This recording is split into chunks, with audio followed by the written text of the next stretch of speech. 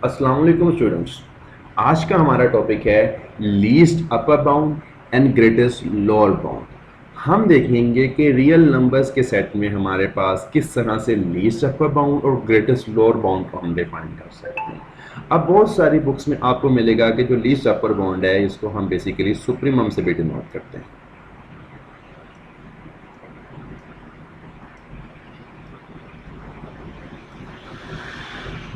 और सिमिलरली हमारे पास जो ग्रेटेस्ट लोअर बाउंड है इसको हम इनफिमम भी कहते हैं।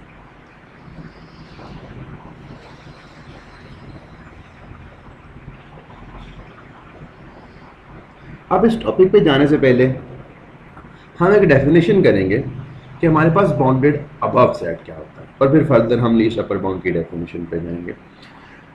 अ set A basically the subset of R is bounded above if there exists a number b belongs to R such that a should be less or equals to b for all a belongs to a।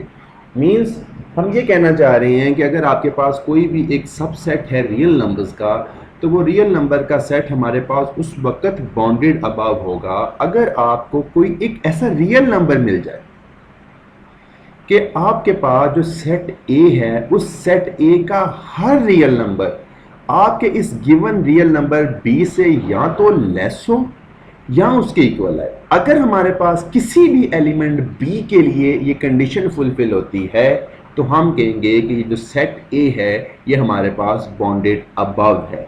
और यहाँ पे जो हमें element मिल रहा था B, this element B is basically called the upper bound for set A. हम इसकी एग्जांपल देखते हैं। लेट्स सपोज मैं इमेजिन करता हूं कि आपके पास एक सेट गिवन है ए और इस सेट में मेरे पास कुछ एलिमेंट्स गिवन है। लेट्स सपोज इसमें मेरे पास गिवन है 1, 3, 5 एंड 7। अगर मैं इस सेट की बात करता हूं तो अगर मैं यहाँ पे इमेजिन कर लेता हूं कि जो मेरे पास b की वैल्यू है वो फॉर एग्जांपल मेरे पास 8 है तो मुझे क्लियरली नज़र आ रहा है कि जो सेट a का हर एलिमेंट है वो b से लेस है। इसका मतलब ये हुआ कि इस b के लिए हमारे पास जो गिवन कंडीशन थी वो फुलफिल हो रही है। तो मैं कह सकता हूँ कि हमारे पास यहाँ पे जो सेट ए है वो बाउंडेड अबव है क्योंकि मुझे इसकी एक अपर बाउंड 8 मिल गई है। सिमिलरली अगर मैं बी की वैल्यू लेता हूँ 9 तो फिर मेरे पास वही कंडीशन फुलफिल हो रही है कि मैं कह सकता हूँ कि जो सेट ए का हर एलिमेंट है वो बी से लेस आ रहा है। तो इसका मतलब ये हुआ कि जो बी है 9 वो भी हमारे पास सेट ए की अपर बाउंड। सिमिलरली मैं बी की वैल्यू डिफरेंट ले सकता हूँ। लेट्स सपोज मैं इमेजिन कर लेता हूँ कि जो बी की वैल्यू है 7 तो इसका मतलब ये हुआ कि मैं 7 के बारे में मुझे श्योरिटी है कि हमारे पास जो सेट ए का हर एलिमेंट है वो बेसिकली इस कंडीशन को फुलफिल कर रहा है जिसमें ये कहा गया है कि सेट ए का हर एलिमेंट हमारे पास या तो बी से लेस हो या बी के इक्वल है। तो इसका मतलब है मैं कह सकता हूँ A is basically lesser equals to B for all A belongs to A. तो इसका मतलब ये हुआ इन तीनों बीस की वैल्यू के लिए हमारे पास ये कंडीशन फुलफिल हो रही है। तो हम कहेंगे कि तीनों के तीन जो हमारे पास 8, 9, 7 और इसके अलावा बहुत सारे नंबर्स, अनकाउंटेबल मैनी नंबर्स, वो सारे के सारे हमारे पास सेट ए की अपर बाउंड्स। तो ऑन द अदर हैंड मैं कह सकता हूँ कि हमारे पास 7 से बड़ा कोई भी आप एलिमेंट ले लें, आप बेशक उसको 7.1 कंसीडर कर लें, उसके लिए भी हमारे पास ये कंडीशन फुलफिल हो गई। तो हम कह सकते हैं कि 7 से बड़ा हर एलिमेंट बेसिकली हर रियल नंबर इन्फिनिटी तक वो सारे के सारे सेट ए की अपर बाउंड्स। सिमिलरली अगर मैं इमेजिन कर लेता हूँ कि हमारे पास सेट ए है, मैं एक और एग्जांपल लेता हूँ कि सेट ए में मेरे पास बेसिकली इंटरवल है, ओपन इंटरवल फ्रॉम 1 to 9। अब आपको नज़र आ रहा होगा कि हमारे पास इस ओपन इंटरवल में भी हमारे पास 1 और 9 इंक्लूड नहीं। अगर मैं इसको रियल लाइन पे ड्रा करूं तो मैं इसको इंटरवल कुछ इस तरह से ड्रा कर पाऊंगा कि हमारे पास यहाँ कहीं पे 1 पड़ा होगा और यहाँ कहीं पे 9 पड़ा होगा और 1 और 9 हमारे पास इस सेट ए के अंदर निकली होंगे। तो हमारे पास ये बेसिकली सेट है ए। अब अगर मैं एक इमेजिन करता हूँ कि हमारे पास मैं b की वैल्यू सपोज कर लेता हूँ कि b की वैल्यू है हमारे पास, यू कैन से दैट 15। ठीक है। अब 15 ऑब्वियसली बात है कि 9 से आगे राइट साइड पे कहीं पड़ा होगा, 15 कहीं यहाँ पड़ा होगा, तो मुझे क्लियरली नज़र आ रहा है कि जो सेट ए का हर एलिमेंट है वो हमारे पास इस बी 15 से लेस आ रहा है। तो इसका मतलब ये हुआ कि 15 के लिए ये कंडीशन हमारे पास जो गिवन कंडीशन थी, ये कंडीशन फुलफिल हो रही है। तो हम कह सकते हैं कि जो 15 है बेसिकली इस सेट ए की अपर बाउंड है। अब चूँकि हमारे पास इस सेट ए की अपर बाउंड मिल गई है, तो मैं कहूँगा कि ये सेट ए है, ये हमारे पास बाउंडेड अबव है। सिमिलरली 15 के अलावा भी हमारे पास बहुत सारे एलिमेंट्स आ जाएंगे। लेट्स सपोज आप इमेजिन कर लें कि हमारे पास जो b की वैल्यू है वो 9 है। अगर मैं b की वैल्यू 9 सपोज करता हूँ तो मुझे नज़र ही आ रहा है कि इस 9 के लिए भी हमारे पास कंडीशन, जो रिक्वायर्ड कंडीशन है वो फुलफ़िल हो रही है। आपको नज़र आ रहा होगा कि अगर मैं b की वैल्यू 9 सपोज कर लेता हूँ तो हमारे पास सेट ए का हर एलिमेंट जो है वो 9 से लेस है, ये 9 के इक्वल आ रहा है। ठीक है ना। तो इसका मतलब ये हुआ कि 9 जो है वो भी हमारे पास सेट ए की अपर है। Okay, now let's come to the definition of the least upper bound. कि हमारे पास लीस्ट अपर बाउंड क्या होती है, जिससे कि हमारे पास इसकी नेम से भी हमें शो हो रहा है कि लीस्ट अपर बाउंड का मतलब है कि अपर बाउंड में सबसे छोटी अपर बाउंड। ठीक है कि अगर मैं अपर बाउंड को कलेक्ट कर लूँ, सारी की सारी किसी भी सेट की अपर बाउंड्स को हम कलेक्ट कर लें, तो उस सेट में जो सबसे छोटी अपर बाउंड है बेसिकली वो हमारे पास उस सेट ए की लीस्ट अपर बाउंड होगी। हम इसकी प्रॉपर डेफिनेशन पे आते हैं। वो कहता है a real number S is a least upper bound of a set A. Basically the set A is the subset of the real number R if it meets the two criteria. अगर हमारे पास वो दो criterias को fulfil करता है। अब वो दो क्राइटेरियाज हमारे पास क्या क्या हैं, उनमें हमारे पास जो फर्स्ट क्राइटेरिया है वो बेसिकली हमारे पास ये है कि हमारे पास जो एस है, जिसको मैं लीस्ट अपर बाउंड शो करना चाह रहा हूँ, फर्स्ट ऑफ ऑल वो जो एस है वो सेट ए की अपर बाउंड होना चाहिए। ठीक है। और सेकंड कंडीशन ये है कि हमारे पास अगर आप एस के अलावा B is any arbitrary upper bound of A, अगर बी हमें सेट ए की कोई भी और अपर बाउंड लेता हूं, तो जो मेरे पास सेट है, जो मेरे पास एस है, this S should be less than equals to B. कि जो हमारे पास एस है वो उस बी से लेस या बी के इक्वल आना चाहिए। अगर किसी भी एलिमेंट एस के लिए, किसी भी रियल नंबर एस के लिए ये दोनों कंडीशन फुलफिल हो जाएं, तो हम कहेंगे कि जो रियल नंबर है बेसिकली ये आपके पास उस सेट ए की लीस्ट अपर बाउंड है। हम एग्जाम्पल में देखते हैं कि लेट्स सपोज मैं इमेजिन कर लेता हूं कि हमारे पास एक सेट है ए, ये सेट है हमारे पास, इसमें हमारे पास एलिमेंट, सॉरी, इसमें हमारे पास पड़ा हुआ है सीक्वेंस 1/n।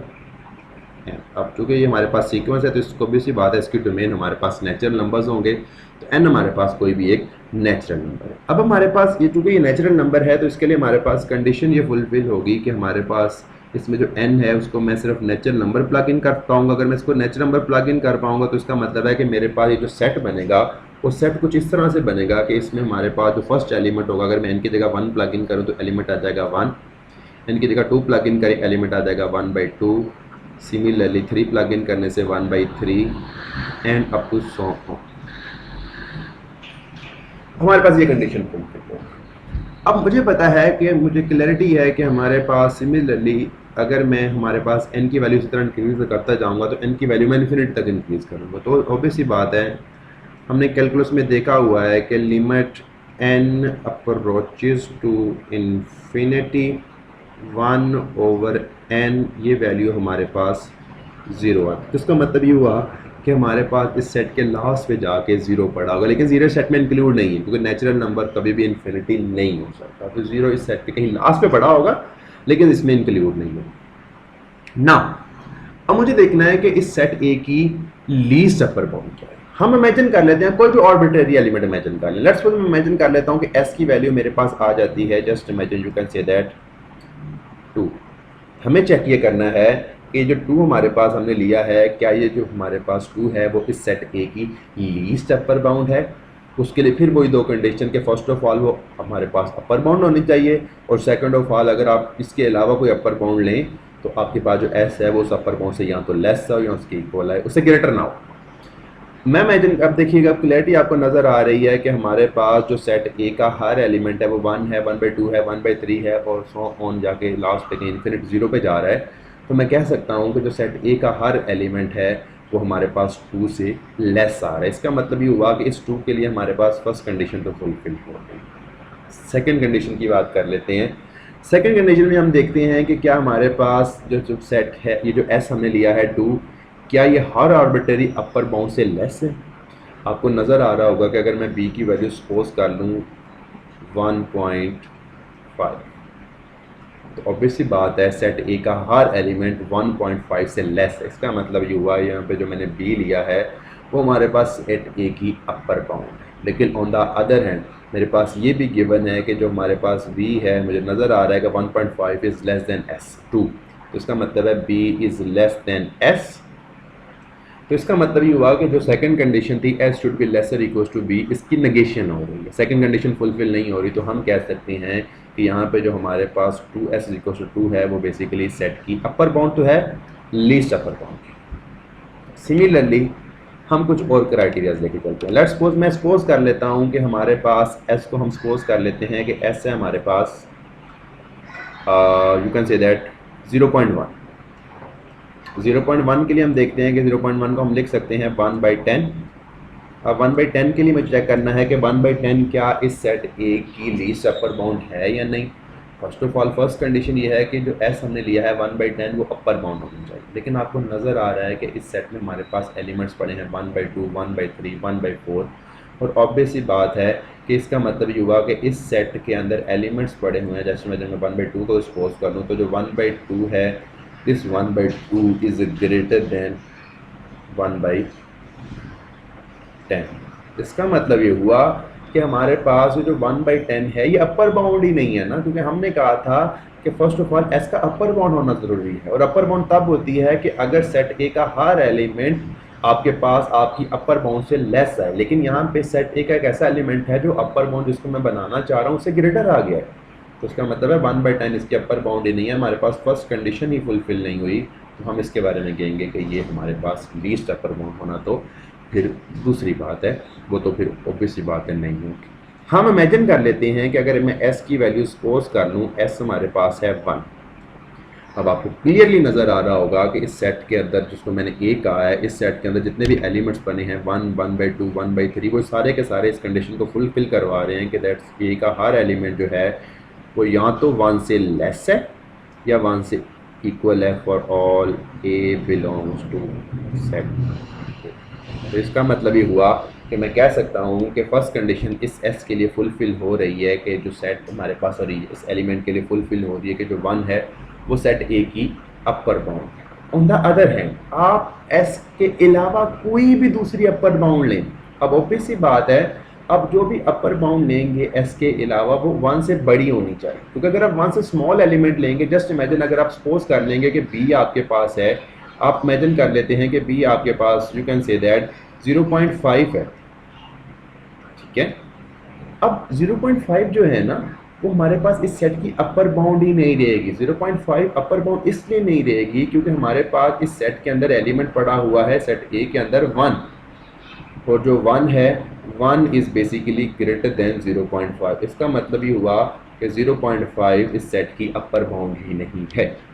इसका मतलब है कि जब भी मैं आर्बिट्ररी अपर बाउंड की बात करूंगा सेकंड कंडीशन में तो मैं उसको 1 से लेस नहीं ले सकता। ऑन द अदर हैंड 1 से बड़ा हर एलिमेंट सेट ए की अपर बाउंड होगा। इसका मतलब ये हुआ कि जब भी मुझे b की वैल्यू लेनी है मुझे b की वैल्यू 1 से ग्रेटर लेनी है। अब जब भी मैं b की वैल्यू 1 से ग्रेटर लूँगा, लेट्स सपोज मैं b की वैल्यू ले लेता हूँ 0.00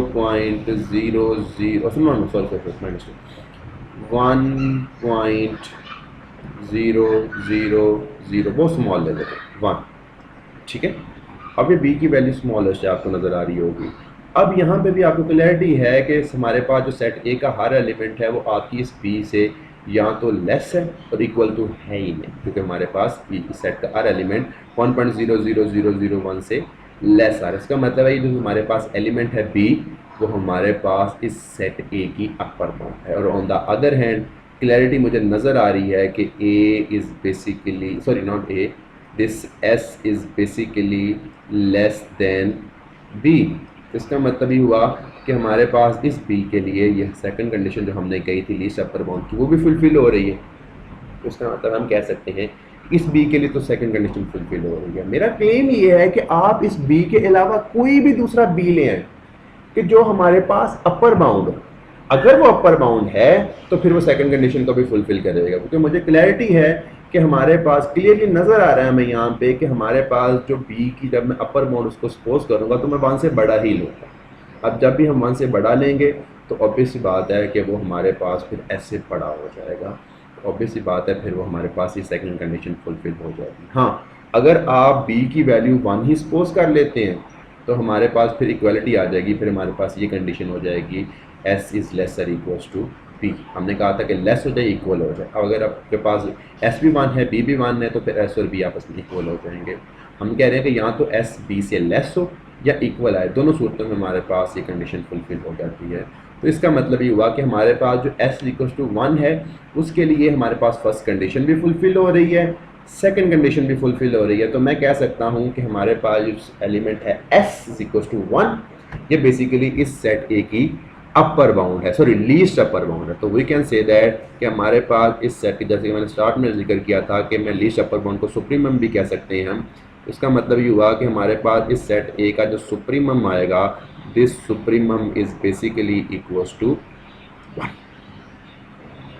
ओके, अब सिमिलरली हम इसी तरह से बाउंडेड बिलो की डेफिनेशन पे जाएंगे कि हमारे पास कोई भी सेट बाउंडेड बिलो का होता है। हम कहते हैं कि a subset of real numbers a is basically the bounded below, कि हमारे पास रियल नंबर का कोई भी सेट उस वक्त बाउंडेड बिलो होगा if there exist a number l which is basically belong to the real number. फिर हमारे पास एक l ऐसा रियल नंबर एग्जिस्ट करे such that l should be less than equals to a, कि वो आपका जो रियल नंबर है l वो सेट a के हर एलिमेंट से या तो छोटा हो या उसके इक्वल है। अगर हमारे पास ये कंडीशन फुलफिल होती है तो हम कहेंगे कि हमारे पास ये जो सेट है a वो बेसिकली आपके पास बाउंडेड बिलो है। और यहाँ पे जो आपको नंबर मिला है l, this l is basically called the lower bound of set a।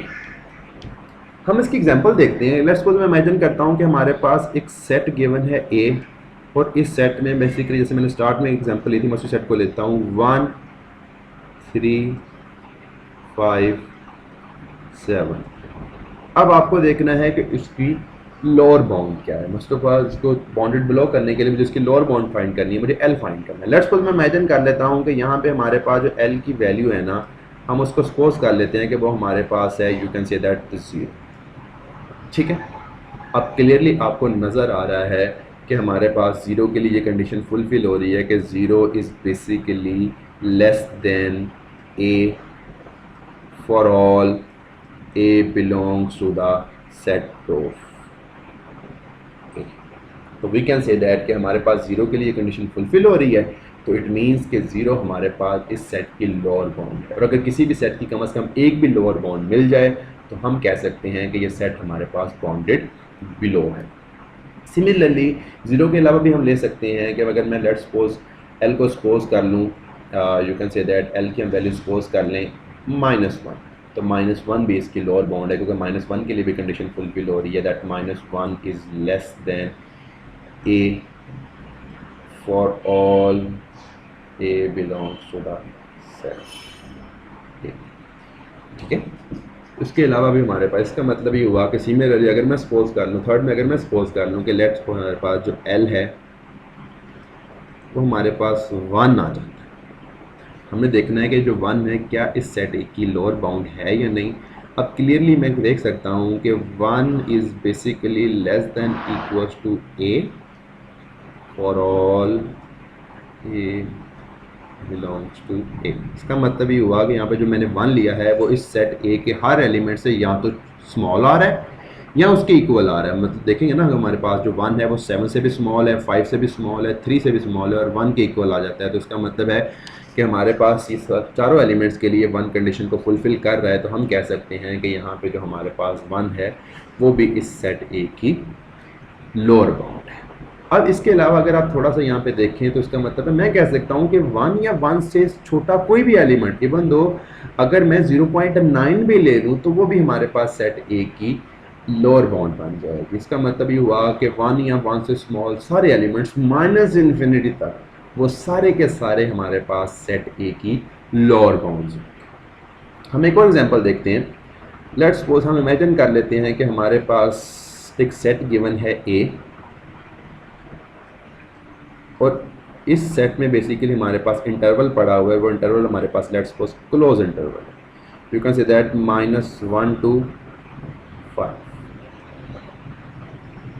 हमें चेक ये करना है कि जो हमारे पास इंटरवल गिवन है क्या ये हमारे पास बाउंडेड बिलो है या नहीं। इसका मतलब है मुझे चेक करना है कि क्या इसकी कम से कम एक भी लोअर बाउंड एग्जिस्ट करती है। हम इमेजिन कर लेते हैं कि जो एल की वैल्यू है वो, एक मिनट के लिए इमेजिन कर लें कि एल की वैल्यू है आपके पास 0। अब आप देखें कि क्या एल इस कंडीशन को फुलफिल कर रहा है। अब देखें कि इस सेट के में हमारे पास -1 से लेकर 5 तक एलिमेंट्स पड़े हुए हैं।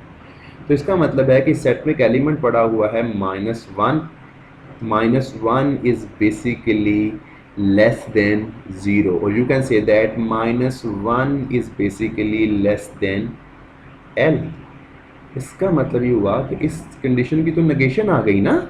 हम कहेंगे कि यहाँ पे जो हमारे पास 0 है वो बेसिकली इस सेट ए की लोअर बाउंड नहीं है, क्योंकि इस सेट में हमारे पास एक ऐसा एलिमेंट पड़ा हुआ है -1 जो एल से भी स्मॉल है। तो इसका मतलब है कि हमारे पास ये कंडीशन फुलफिल नहीं हो रही। तो इसका मतलब ये हुआ कि हमारे पास यहाँ पे जो 0 है वो इस सेट की लोअर बाउंड नहीं है। सिमिलरली अगर मैं एल की वैल्यू सपोज कर लेता हूँ कि एल की वैल्यू है मेरे पास -1। अब आपको नज़र आ रहा होगा कि इस -1 के लिए मेरे पास ये कंडीशन फुलफिल हो रही है कि हमारे पास ये जो -1 है, -1 is basically less than equals to A for all A belongs to A. इसका मतलब ये हुआ कि जो -1 है वो सेट ए के हर एलिमेंट से या तो स्मॉल है या उसकी इक्वल आ रहा है। आपको सेट ए से नज़र आ रहा होगा, ठीक है। तो हमारे पास अगर मैं इस सेट ए को डिनोट करूं रियल लाइन के ऊपर, तो मैं इसको कुछ इस तरह से प्रेजेंट करूंगा कि हमारे पास यहाँ कहीं पे -1 पड़ा होगा और यहाँ कहीं पे हमारे पास 5 पड़ा होगा, और जो हमारे पास जिसकी मैं बात कर रहा हूँ -1 की वो यहाँ पड़ा हुआ है। तो इसका मतलब ये हुआ कि हमारे पास जो सेट ए का हर एलिमेंट है वो यहाँ पड़ा हुआ है। तो इसका मतलब ये हुआ कि हमारे पास सेट ए का हर एलिमेंट -1 से या तो ग्रेटर है या -1 के इक्वल आ रहा है। तो it means on the other hand मैं ये कह सकता हूँ कि -1 जो है वो सेट ए के हर एलिमेंट से या तो स्मॉल है या ए के हर एलिमेंट के ए के किसी एक एलिमेंट के इक्वल है। तो इट मीन्स -1 जो है वो इस सेट की लोअर बाउंड। अब चूंकि हमारे पास मुझे सेट ए की कम से कम एक लोअर बाउंड मिल गई है, तो मैं कह सकता हूँ कि यहाँ पे जो हमारे पास सेट है ए, ये बेसिकली आपके पास बाउंडेड बिलो है। ओके, नेक्स्ट हमारे पास डेफिनेशन है ग्रेटेस्ट लोअर बाउंड, जिसको हम बेसिकली इन्फिमम भी कहते हैं। अब इसकी हमारे पास प्रॉपर आपको नज़र आ रहा होगा कि हमारे पास ग्रेटेस्ट लोअर बाउंड के नेम से भी हमें डिनोट हो रहा है कि लोअर बाउंड के सेट में सबसे बड़ी लोअर बाउंड, अगर मैं किसी भी सेट की लोअर बाउंड इकट्ठी कर लेता हूँ तो उसमें जो सबसे बड़ी लोअर बाउंड होगी वो बेसिकली हमारे पास ग्रेटेस्ट लोअर बाउंड या इन्फिमम कहलाएगी। अब इसकी अगर हम प्रॉपर सी डेफिनेशन करें तो डेफिनेशन हमारे पास ये बनती है, वो कहता है कि a number T is basically the lower bound of a greatest lower bound of a set A, basically the subset of R if it meets the two criteria. अगर वो दो क्राइटेरिया को फुलफिल करें। फर्स्ट ऑफ ऑल, जिस T को आप greatest lower bound check करना चाह रहे हैं, T is an lower bound of A, वो सबसे पहले लोअर बाउंड होनी चाहिए।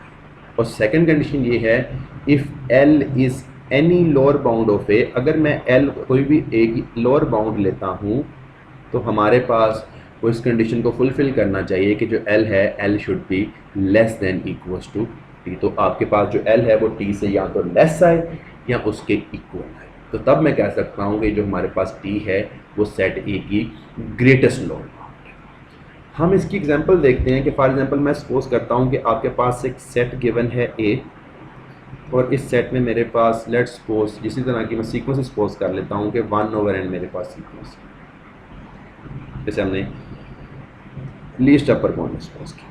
अब क्लियरिटी है, मैंने वहाँ पे भी लिखा था कि हमारे पास ये जो सेट को मैं डिनोट करूँगा तो इसका फर्स्ट एलिमेंट आ जाएगा मेरे पास 1, सेकंड एलिमेंट आ जाएगा 1/2, थर्ड एलिमेंट आ जाएगा 1/3 and so on 1/4 and up to so on हमने देखा था कि इसका जो लास्ट एलिमेंट होगा वो बेसिकली आपके पास ज़ीरो आएगा, और वो ज़ीरो बेसिकली सेट के अंदर इंक्लूड नहीं होगा।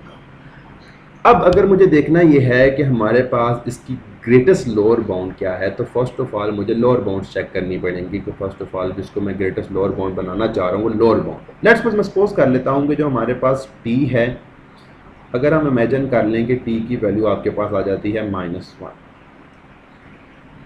आपको नज़र आ रहा होगा कि हमारे पास इस -1 के लिए मैं लिख सकता हूँ कि हमारे पास सेट ए का जो हर एलिमेंट है वो इस -1 से बड़ा है, या मैं लिख सकता हूँ -1 is less than equals to A for all A belongs to. इसका मतलब ही हुआ कि जहाँ पे जो t इज इक्वल्स टू -1 है वो बेसिकली आपके पास सेट ए की लोअर बाउंड तो है, लेकिन ऑन द अदर हैंड क्या ये सबसे बड़ी लोअर बाउंड है? क्या सेकंड कंडीशन फुलफिल हो रही है? कि मतलब कि सेकंड कंडीशन फुलफिल होने का मतलब है कि क्या इससे बड़ी कोई लोअर बाउंड तो नहीं पड़ी हुई। अब ज़रा बात गौर से देखते हैं। हमारे पास इसके अंदर एक एलिमेंट पड़ा हुआ है, लेट्स सपोज अगर मैं b की वैल्यू इमेजिन कर लेता हूँ कि b मेरे पास है -0.5।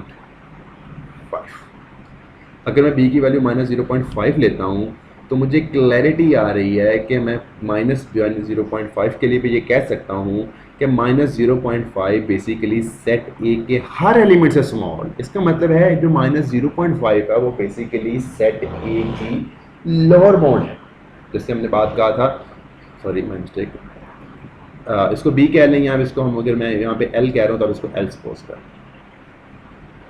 अगर मैं एल को -0.5 लेता हूँ तो मैं कह सकता हूँ कि यहाँ पे जो -0.5 है वो बेसिकली सेट ए के हर एलिमेंट से लेस है, तो इसका मतलब है जो -0.5 है वो भी सेट ए की लोअर बाउंड है।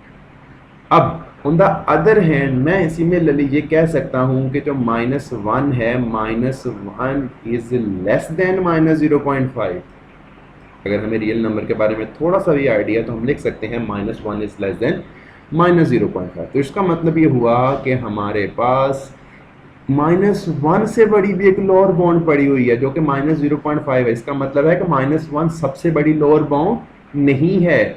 इसका मतलब है ये जो सेकंड कंडीशन हमने कही थी इसकी ये वाली कंडीशन फुलफिल नहीं हो रही। इसका मतलब है -1 के बारे में मैं नहीं कह सकता कि -1 बेसिकली इस सेट की लोअर बाउंड है, या सॉरी लोअर बाउंड तो है, ग्रेटेस्ट लोअर बाउंड नहीं है। सिमिलरली लेट्स सपोज मैं इमेजिन कर लेता हूँ कि जो टी की वैल्यू है वो हमारे पास आती है 0। अब आपको क्लियरली नज़र आ रही है कि हमने बात ये की थी कि इस सेट का जो लास्ट पे एलिमेंट होगा जो कि सेट के अंदर इंक्लूड नहीं होगा, लेकिन इस सेट से जो सबसे छोटा एलिमेंट होगा वो हमारे पास 0 होगा। उसकी बात हमने यहाँ तब ये की थी कि क्योंकि हमारे पास जब भी मैं लिमिट लेता हूँ 1/n की इन्फिनिटी के ऊपर तो आंसर आता है 0। मैं इसको यहाँ पे लिख भी देता हूँ, limit n approaches to infinity 1/n is equals to 0। इसका मतलब है कि जब n इन्फिनिटी को अप्रोच करेगा तो 1/n की वैल्यू 0 आ जाएगी। तो इसका मतलब ये हुआ कि इन्फिनिटी तो नेचुरल नंबर में हो नहीं सकती ना, हम सिर्फ लिमिट फाइंड आउट करें। इसका मतलब है कि सेट की जो आखिरी वाली वैल्यू है वो 0 को अप्रोच कर रही है। ठीक है, अब मुझे देखना है कि यहाँ पे जो मैंने t इज इक्वल टू 0 लिया है क्या वो सेट ए की हमारे पास लोअर बाउंड बन रही है, सॉरी ग्रेटेस्ट। सबसे पहले लोअर बाउंड देखेंगे क्या लोअर बाउंड बन रही है। अब देखें, आप देखिएगा आपको क्लैरिटी नज़र आ रही है। हमने कहा कि जब n इन्फिनिटी को अप्रोच करेगा तो 1/n बेसिकली 0 को अप्रोच करेगा। तो इसका मतलब ये हुआ कि सेट का जो सबसे स्मॉलेस्ट एलिमेंट होगा जो सेट के अंदर इंक्लूड नहीं है बेसिकली 0 है। ठीक है, 0 से बड़ा कोई भी एलिमेंट, सॉरी 0 से छोटा कोई भी एलिमेंट इस सेट के अंदर नहीं पड़ा होगा। अब चूंकि 0 से छोटा कोई भी एलिमेंट इस सेट के अंदर नहीं है तो मैं कह सकता हूँ कि हमारे पास ये कंडीशन फुलफिल हो रही है कि हमारे पास 0 is basically less than equals to a for all a belongs to a। ठीक है, कि आप कोई भी एलिमेंट ले आए जो इस सेट के अंदर हो वो 0 से बड़ा ही होगा, वो 0 से छोटा नहीं हो सकता। 0 से छोटा इसलिए नहीं हो सकता कि 0 से छोटे तो हमारे पास नेगेटिव नंबर्स होंगे ना, और आपको नज़र आ रहा है कि अगर आप n की जगह नेचुरल नंबर्स पुट करेंगे तो आपके पास कभी वैल्यू नेगेटिव नहीं आएगी। तो इसका मतलब ये हुआ कि जिस सेट को मैं S कह रहा हूँ इस सेट के अंदर नेगेटिव नंबर्स हैं ही नहीं। तो इसका मतलब है कि इस सेट के अंदर 0 से छोटे एलिमेंट्स नहीं हैं। इस सेट के अंदर जो भी एलिमेंट होंगे वो यहाँ तो 0 से बड़े होंगे या 0 के इक्वल आएंगे। इसका मतलब है ये कंडीशन फुलफिल हो रही है। अगर ये कंडीशन फुलफिल हो रही है तो इसका मतलब ये हुआ कि जो 0 है वो इस सेट की लोअर बाउंड है। तो फर्स्ट कंडीशन तो फुलफिल हो गई ना, ग्रेटेस्ट लोअर बाउंड वाली, कि हमारे पास जो 0 है वो सेट की लोअर बाउंड तो हो गया।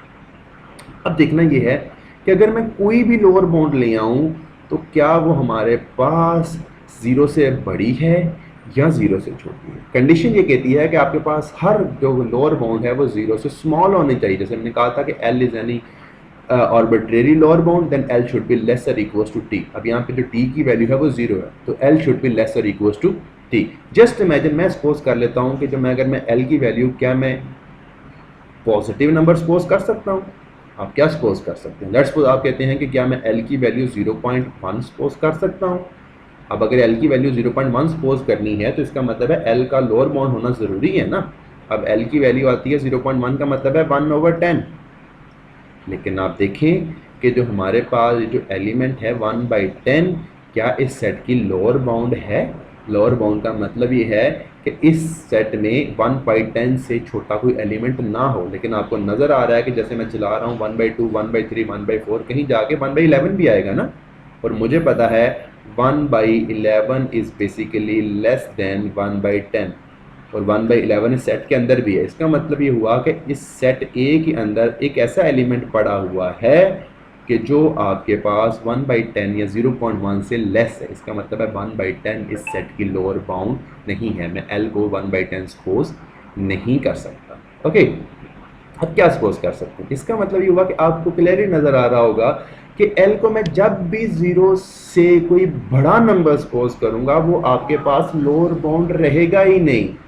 ठीक है, तो आपको जब भी लोअर बाउंड बनाने के लिए आपको जो नंबर है L वो 0 से स्मॉल सपोज करना पड़ेगा। लेट्स सपोज आप L को सपोज कर लेते हैं, L आपके पास आ जाता है -1।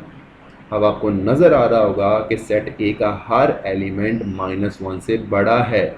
अब चूंकि सेट ए का हर एलिमेंट -1 से बड़ा है तो मैं कह सकता हूं कि जो L है वो इस सेट ए की अप लोअर बाउंड है। हमने यही बात की थी ना कि L सबसे पहले लोअर बाउंड हो, तो L मैंने कोई लोअर बाउंड ले। अब लेकिन आपको क्लियरिटी नज़र आ रहा है कि जो यहाँ पे जो आपके पास L है -1 है, -1 is basically less then 0। You can say that L is less then T।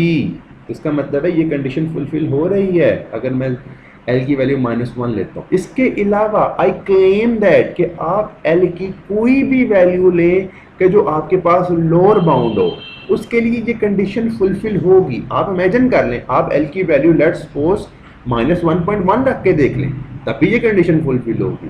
आप L की वैल्यू -0.9 रख के देख लें, तब भी ये कंडीशन फुलफिल होगी। आप L की वैल्यू -0.000001 रख के देख लें, तब भी ये कंडीशन फुलफिल होगी। आप L की वैल्यू जब भी माइनस में कोई रखेंगे तब आपके पास ये कंडीशन, यहाँ पे जो गिवन कंडीशन है L बेसिकली लेस और इक्वल्स टू T, जहाँ पे जो हमारे पास T की वैल्यू 0 है वो ये कंडीशन फुलफिल होगी। और L को हम पॉजिटिव तो ले ही नहीं सकते ना, क्योंकि जब हम पॉजिटिव लेंगे तो L लोअर बाउंड ही नहीं लेंगे।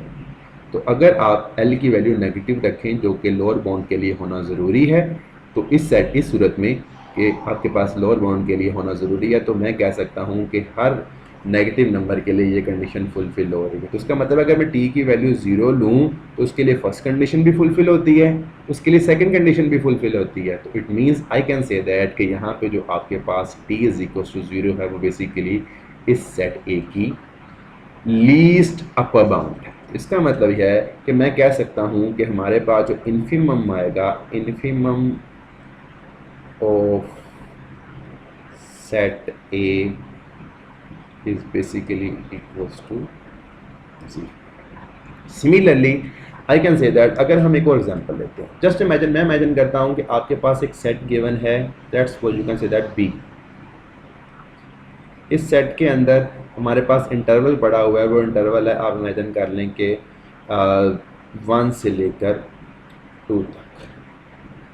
ठीक है, अब आपको क्लियरली नज़र आ रहा होगा कि यहाँ पे जो आपके पास अगर मैं t की वैल्यू लेता हूँ 1, ठीक है, अब आपको नज़र आ रहा है कि हमारे पास जो b का हर एलिमेंट है वो यहाँ तो 1 से लेस है या 1 के इक्वल आएगा। इक्वालिटी वाली यहाँ पे बात इसलिए नहीं होगी क्योंकि हमारे पास यहाँ पे 1 की तरफ से ओपन इंटरवल है। तो इसका मतलब ये हुआ कि b का हर एलिमेंट मैं कह सकता हूँ कि हमारे पास a is less than equals to 1, sorry my mistake 1 is less than equals to a for all a belongs to, set change किया मैंने b रख दिया तो मैं b रख दिया a is less than equals to b belongs to। तो इसका मतलब ये हुआ कि यहाँ पे जो आपके पास 1 है वो आपके पास सेट की लोअर बाउंड है।